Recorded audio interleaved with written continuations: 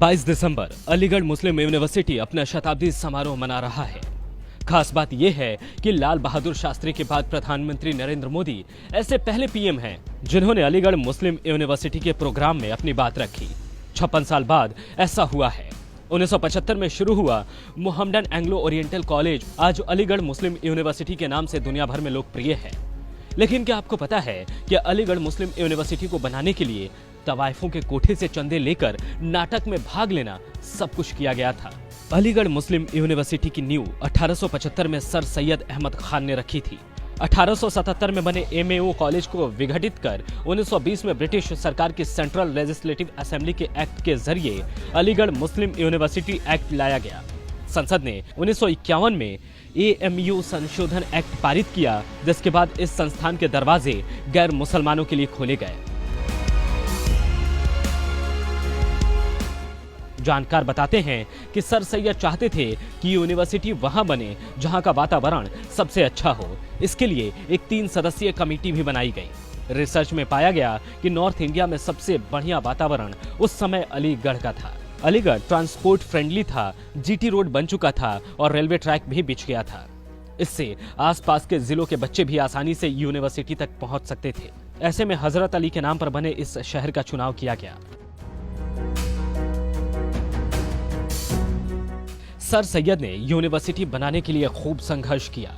उन्होंने पैसे इकट्ठा करने के लिए नए नए तरीके इजाद किए। उन्होंने यूनिवर्सिटी के लिए भीख मांगी, लोगों के पास जा जाकर चंदा इकट्ठा किया और नाटक में भी काम किया।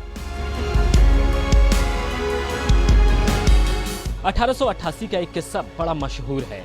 जब सर सैयद ने चंदा इकट्ठा करने के लिए अलीगढ़ में एक नुमाइश में अपने कॉलेज के बच्चों से लैला मजनू का नाटक रखवाया। उस समय लड़कियों का रोल भी लड़के किया करते थे। इन वक्त पर लैला बनने वाले लड़के की तबीयत खराब हो गई तो खुद सर सैयद पैरों में घुंघरू बांधकर स्टेज पर आ गए। दर्शकों से बोले, मैं अपनी दाढ़ी और उम्र नहीं छुपा सकता, लेकिन आप मुझे लैला ही समझे और चंदा दें। इसके बाद वे नाचने लगे। तब उन्हें वहां के कलेक्टर शेक्सपियर और मौलाना शिबली ने नाचने से रोका था।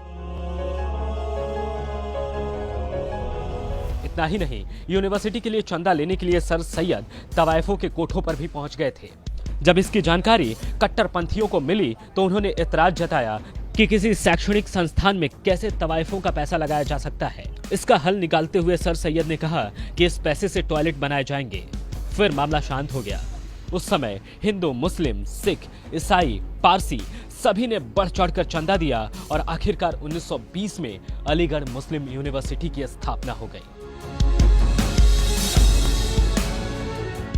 देश की पहली सेंट्रल यूनिवर्सिटी, कभी जहां लड़कियां पर्दे के पीछे पढ़ती थीं, अब घोड़े दौड़ाती हैं। यह अलीगढ़ मुस्लिम विश्वविद्यालय है जिसने हजारों शख्सियत पैदा की हैं। देश के तीसरे राष्ट्रपति डॉक्टर जाकिर हुसैन, उपराष्ट्रपति रहे हामिद अंसारी यहीं के छात्र रहे हैं। यहाँ से 19 राज्यपाल, 17 मुख्यमंत्री और 12 देशों के राष्ट्राध्यक्ष निकल चुके हैं।